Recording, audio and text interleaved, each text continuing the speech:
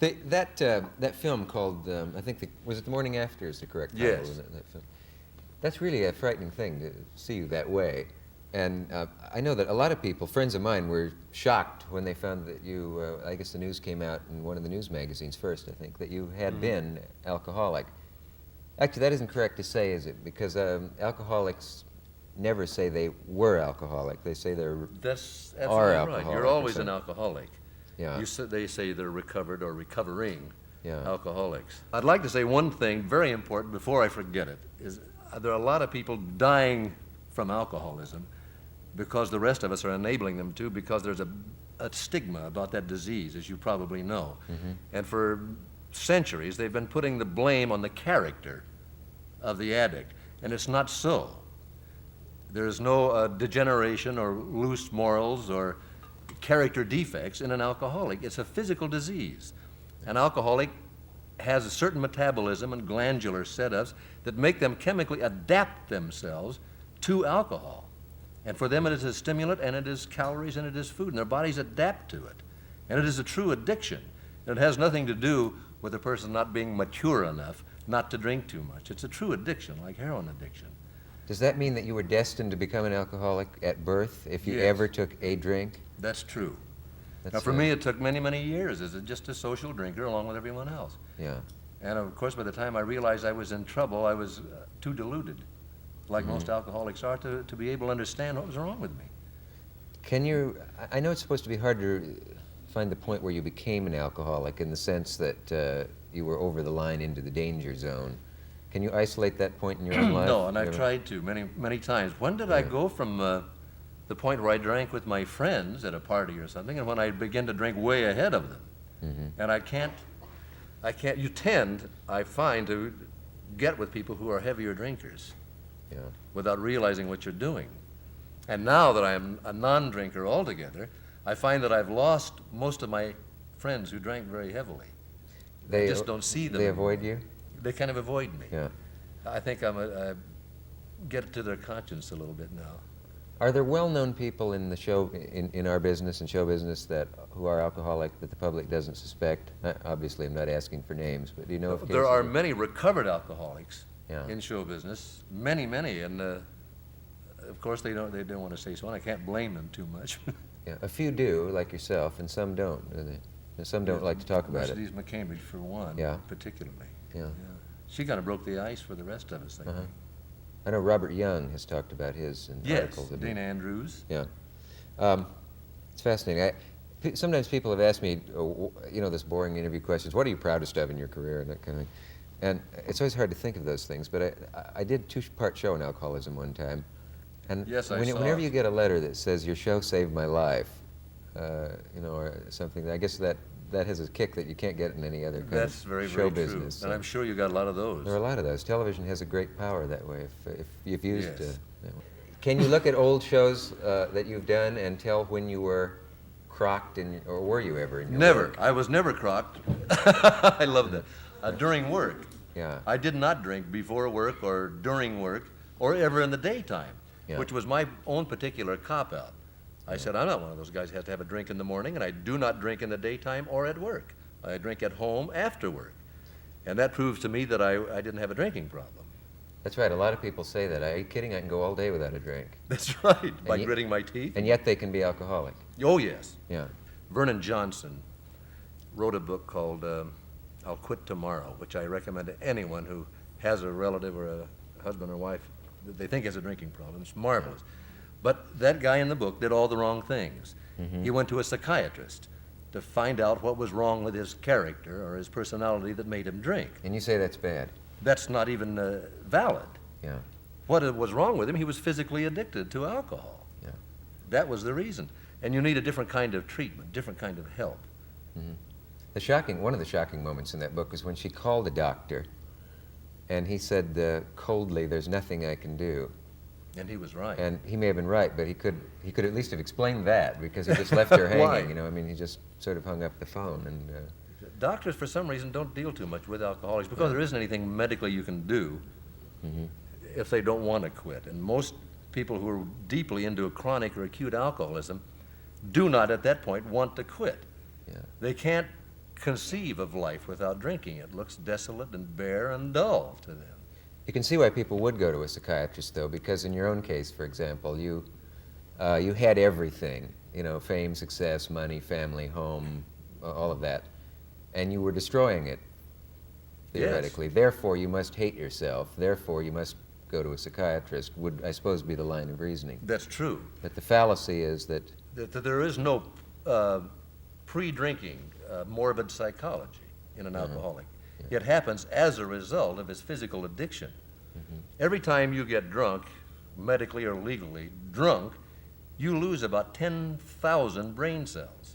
Gone, dead, died forever.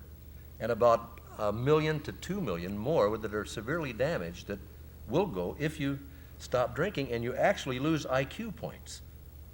In drinking, you can lose up to 30 IQ points, which you can't get back. That's astonishing. Yes.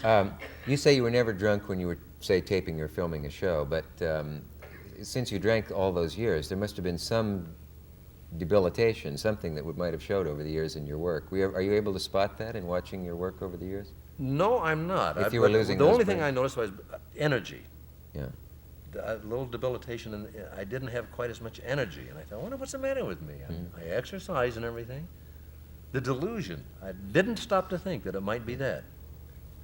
In Barbara Mahoney's book, it's terrifying that what happens to the wife of an alcoholic, because she has the kids and the school, and the kids are embarrassed by the terrible scenes they see at home and say things like, "Is Daddy really going to hurt you, Mommy?" and things when he would threaten her or hit her or whatever. But she said at least the husband could get away, even if he stumbled out of the house and went to work all day drunk. He at least got away, but she was there the whole time, and she Yes. drank too. How did it work with your own wife? Well, my own wife was an alcoholic too, it turns out. Yeah. We were both in treatment. As a matter of fact, my wife is a therapist now at a treatment center in Phoenix at St. Luke's Hospital. Treating alcoholics? Treating alcoholics, yes. Yeah. And doing very well at it, as a matter of fact. So we didn't have quite that same problem, but it's true that either spouse, the one who is non-alcoholic, is as sick emotionally. They're very sick and they need treatment. Usually if you don't treat both of them, the alcoholic does not get well. What happens is that the alcoholic is very ashamed and very guilty about what he is doing, and he cannot help himself. But he can't stand to attack himself that way, so he projects his own anger at himself onto his spouse. He said, if it weren't for you, I wouldn't drink. You're the one that makes me drink, and uses those kind of rationales. So that eventually the spouse begins to feel, maybe I am the reason. Maybe it's me. If I just would change and treat him differently, he wouldn't drink. And they become very neurotic and sick themselves and need help. Which of you was it who decided to seek help first? It was me. Yeah. You were- Yeah, I was the one, yeah. Yeah. I began to have the one symptom that you cannot avoid, and that's a personality change when I drank. A personality. I was always a very happy drunk if I got drunk. And I had a very high tolerance, which I found out later is one of the clues. If you have a very high tolerance and can stay on your feet, speaking clearly when everybody else is going down the drain, that's a sign that you may have a propensity physically for alcohol. Yeah, you do hear that very thing used by people who say, well, so-and-so has no trouble because she never changes or he never changes. He can take 6 or 8 drinks and you'd never know it. That is. That was I've always also heard said that by- an increased tolerance is dangerous. Increased tolerance, at a certain point, this happened to me, your tolerance goes to nothing. Just all of a sudden, you can't drink at all. Yeah. But strangely enough, one of the things that makes an alcoholic physiologically, is that it is a depressant for most people. For an alcoholic, it is a stimulant. And as long as his blood level of alcohol is on the rise, he'll perform better. His motor responses will be better. His concentration will be better. A normal person gets worse. That is, so a lot of performers claim that they do get better in performance if they have a drink. And this is true, isn't it? With some If they cases. tend to be people who will Yeah. adapt chemically to alcohol, it very likely is true. Because there are people who will say that's never true. It's flatly never true. A drink ruins you. But, well, Yeah, I the would limelight say. story, I guess. We is won't a mention terrific- any names, of course. No. But that's a vicious trap because a performer has to be good. He has to have his edge on, so to speak. Yes. He has to have that drink. And That I never let alone- tried. I always felt that was a dulling thing. Yeah. And of course, there was always the guilt there. It's a bad thing. It might have been raised well to if think you- it was a bad thing. You were raised that way? Yes. Was there no drop of liquor in your home as a child? I think there was a drop of liquor in my home, but nobody ever drank it. Yeah. Yeah, I come from a culture, Midwest Nebraska, where Yeah. there was booze in the house, but weeks would go by without anyone having any. That's true. That seems to have changed even there, though. I think the whole country is. We've become a drinking culture. We really have. I think Are there any it's- figures on how many people are alcoholics and don't know it? I don't know how you'd get them. Well, but they there think might there's be about estimates. 15 million in the United States. Yeah.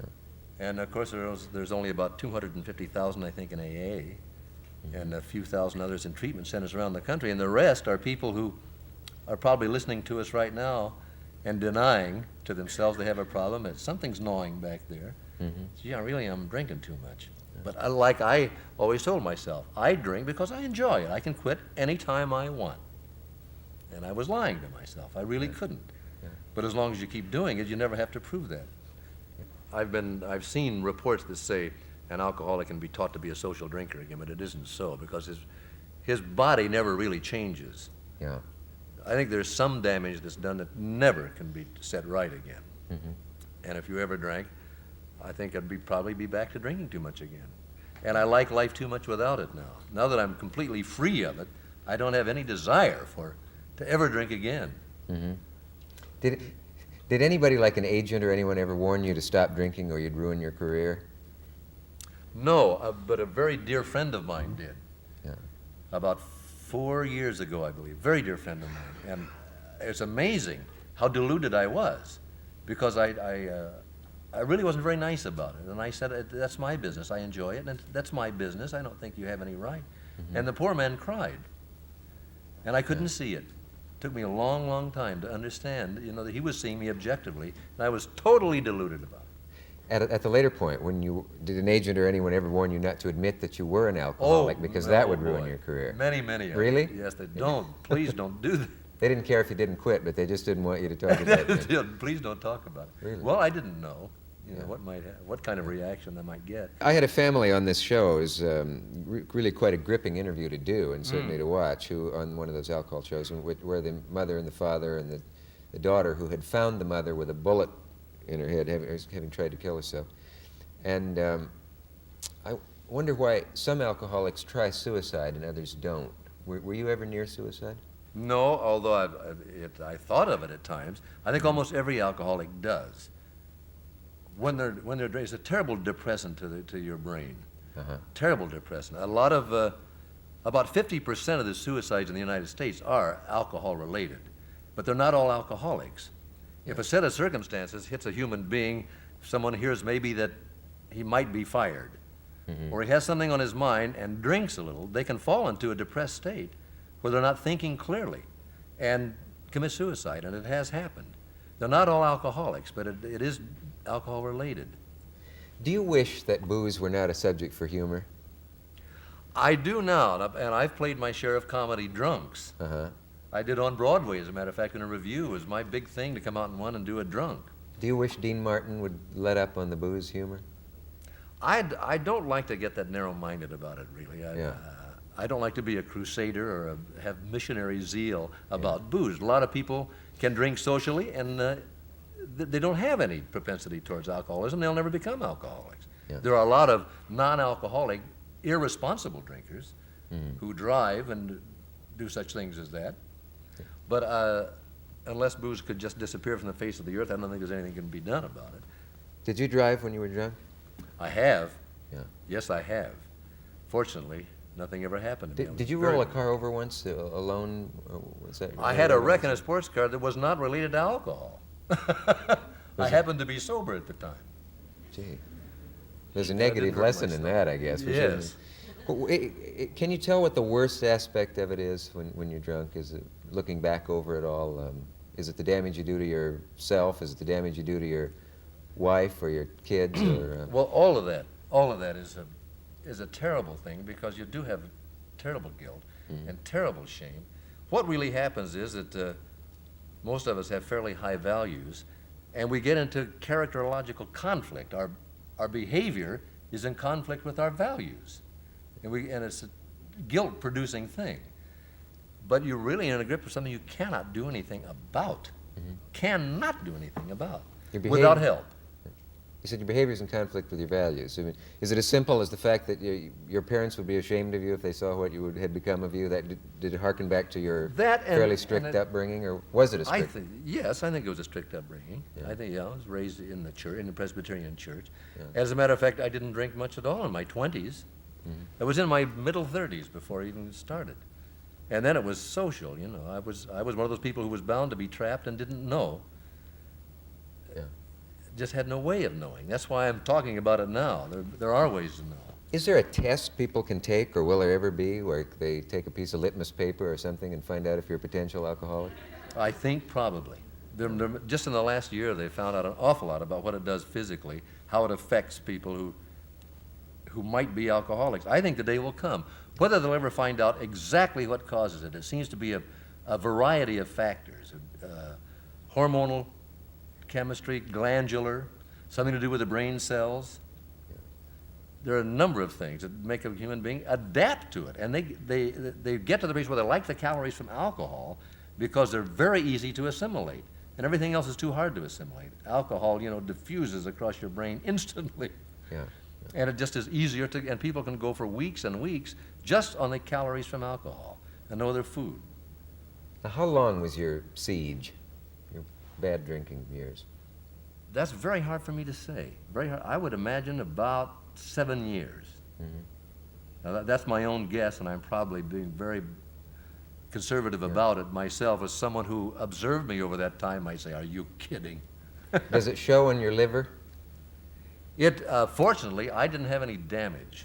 Any damage. It was slightly enlarged, and would have gone into the cells in your liver will puff up to try and take on the job of assimilating all that acetic alcohol that's going into the system, and it just can't. And eventually, cells will begin to die, and then you're into cirrhosis of the liver, and you're dead.